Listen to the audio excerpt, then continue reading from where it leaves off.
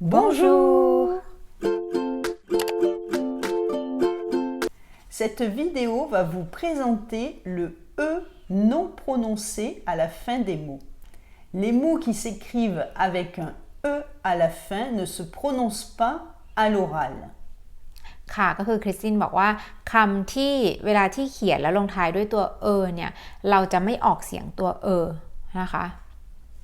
Par exemple, le mot rue s'écrit R-U-E et vous dites R-U sans prononcer le E. Rue. Vous dites pas rue, vous dites rue.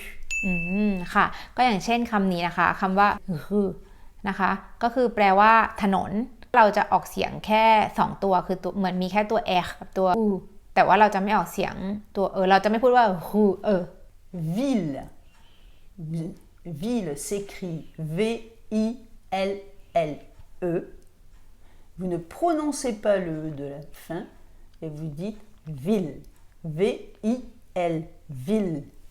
Ville. Ville. Ville. Non. Ville. ค่ะก็เหมือนกันคำนี้นะคะที่แปลว่าเมืองนะคะเราก็จะไม่ออกเสียงตัวด้านหลังเราจะไม่ออกเสียงว่า ville เนาะ เราจะไม่ออกเสียงแบบนี้นะคะคือเราจะตัดเสียงตัวทิ้งนะคะ Autre exemple, place s'écrit P-L-A-C-E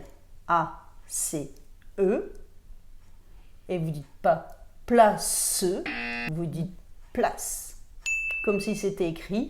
P-L-A-S. Place. Place. Place. Placeux. Non. Place.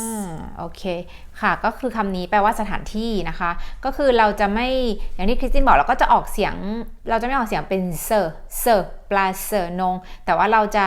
ออกเสียงเป็นเหมือนเป็นตัว S แทนเนี่ยแบบ plus เหมือนมีตัว S ด้านหลังอะค่ะเหมือนแบบออกเสียงเซเป็นเสียงเหมือนเสียงตัว S แทนเพราะเราจะไม่ออกเสียงAutre exemple, sucre. Sucre ou sucre. Donc ça s'écrit S-U-C-R-E. Vous barrez le E, vous ne le dites pas et vous dites sucre. S-U-C-R. Sucre. Pas sucre. Sucre.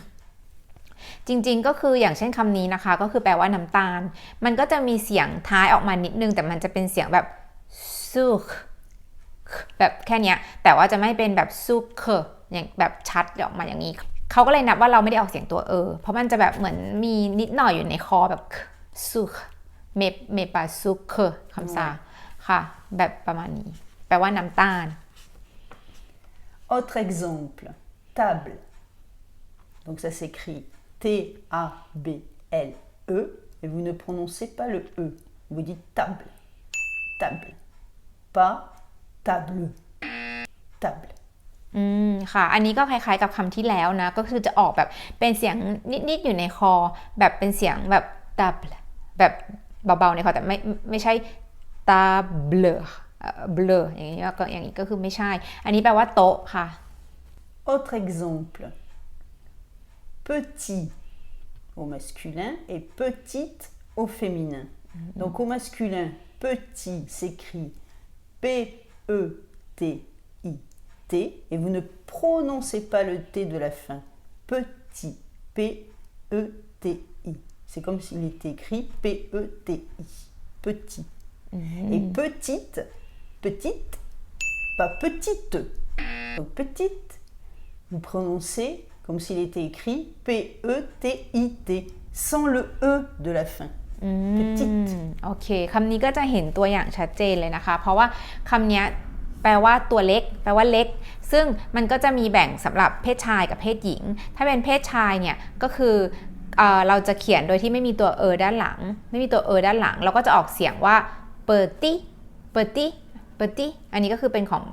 เป็นใช้สำหรับกับผู้ชายสำหรับสิ่งของที่เป็นเพศชายในภาษาฝรั่งเศสนะคะซึ่งอันนี้เขาจะไม่ออกเสียงเตเลยด้านหลังไม่ออกเสียงตัวเตออกแค่แบบเปิดตี้แต่ว่าพอเป็นใช้กับเพศหญิงเราก็จะมีตัวด้านหลังพอมีตัวด้านหลังเนี่ยพี่ซินก็จะออกเสียงเตด้านหลังด้วยแต่จะไม่ออกเสียงเพราะว่าจะไม่พูดว่าเปิดติดก็จะไม่ใช่แต่จะพูดว่าเปิดติดก็เหมือนมี ออกมาจากคอนิดๆเหมือนกันแบบอย่างเงี้ยแบบออกมาแบบเหมือนเสียงแต่ว่าไม่ออกเสียงชัดออกมาแบบนี้นะคะ Vous devez prononcer le E juste pour le pronom personnel le. Par exemple, dis le. ค่ะแล้วก็คริสตินก็บอกว่าแต่ว่าตัวเนี่ยจะออกเสียงเฉพาะแค่คำว่าเลก็คือเป็นคำสรรพนาม pronom personnel นะคะอย่างเช่นตัวอย่างที่คริสตินบอก ดีเลก็คือแปลว่าพูดมันออกไปพูดมันสิ Autre exemple, écris le. ก็คือเขียนมันลงไปค่ะ Cependant, dans un discours officiel, dans un cours, quand vous lisez un texte, vous pouvez accentuer les E. ค่ะคิดว่าแต่ว่าอย่างไรก็ตามนะคะเวลาที่เราแบบอ่านพวกแบบอะไรที่เป็นทางการอ่านสุนทรพจน์หรือว่าสมมติอ่านข่าวการเมืองหรืออะไรอย่างเงี้ยหรือว่าแบบเวลาที่เราเรียนในชั้นเรียนนะคะหรือว่าต้องอ่านหนังสือที่แบบออกเสียงอย่างเงี้ยเราสามารถออกเสียงที่อยู่ด้านหลังเนี้ยได้นะคะเพื่อให้แบบการออกเสียงมันชัดเจนขึ้นนะคะ Donc par exemple, je vais vous lire un texte.De cette grande place partent plusieurs rues exceptionnelles à visiter sans faute. Tu peux lire encore plus lentement? Plus lentement, oui. De cette grande place partent plusieurs rues exceptionnelles à visiter sans faute.ค่ะอันนี้ก็คือเป็นตัวอย่างประโยคที่คริสตินอ่านให้ฟังนะคะโดยที่อันนี้สมมติว่าถ้าเกิดเราแบบอ่านหนังสือหรือว่าต้องอ่านบทความอะไรเงี้ยต่อหน้าคนอื่นๆเนี่ยเราก็อาจจะออกเสียงแบบตัวด้านหลังชัดๆแบบที่คริสตินออกเมื่อกี้นะคะเพื่อที่เป็นการแบบเน้นการออกเสียงให้ชัดเจนนะคะ Aussi en fonction de la région où vous êtes en France, certaines personnes vont accentuer ce E à la fin des phrases.Le E va être plus accentué au sud de la France qu'au nord. ค่ะแล้วก็คริสตินบอกว่าจริงๆแล้วเนี่ยการออกเสียงทางด้านหลังเนี่ยมันก็ขึ้นอยู่กับว่าเราอยู่ที่ภูมิภาคไหนหรือว่าส่วนไหนในประเทศฝรั่งเศสด้วยนะคะก็คือส่วนใหญ่แล้วคนที่อยู่ทางใต้ของฝรั่งเศสเนี่ยเขาจะแบบออกเสียงด้านหลังเนี่ยชัดกว่าคนที่อยู่ทางเหนือนะคะเวลาที่พูดภาษาก็เหมือนแบบภาษาไทยอย่างเงี้ยก็จะมีภาษาแบบภาคเหนือภาคกลางภาคใต้ซึ่งการออกเสียงเนี่ยมันก็จะแตกต่างกันออกไปตามถิ่นที่อยู่นะคะ Si vous avez envie d'accentuer ce E quand vous parlez à un Français, il n'y a pas de souci, il vous comprendra. คริสตินก็บอกว่าถ้าเราอยากจะออกเสียงตัวด้านหลังชัดๆแบบเนี้ยก็ไม่เป็นปัญหานะคะเพราะว่ายังไงทุกคนก็คือเข้าใจอยู่แล้วนะคะแต่ว่าบทเรียนนี้เราก็คือมาอธิบายเฉยๆว่าจริงๆแล้วมันไม่จำเป็นต้องออกเสียงด้านหลังชัดๆก็ได้แต่ว่าถ้าเราอยากออกก็ได้ก็ไม่ผิดเพราะว่าจริงๆคนทางใต้ของฝรั่งเศสส่วนใหญ่เขาก็จะออกชัดอยู่แล้วค่ะค่ะก็คลิปนี้ก็จบลงแล้วนะคะถ้าเกิดใครมีคำถามอะไรก็สามารถส่งข้อความหรือว่าคอมเมนต์ใต้คลิปได้นะคะแล้วถ้าชอบคลิปนี้ก็อย่าลืมกดไลค์แล้วก็กดแชร์ให้เราด้วยนะคะแล้วเจอกันใหม่คลิปหน้าค่ะ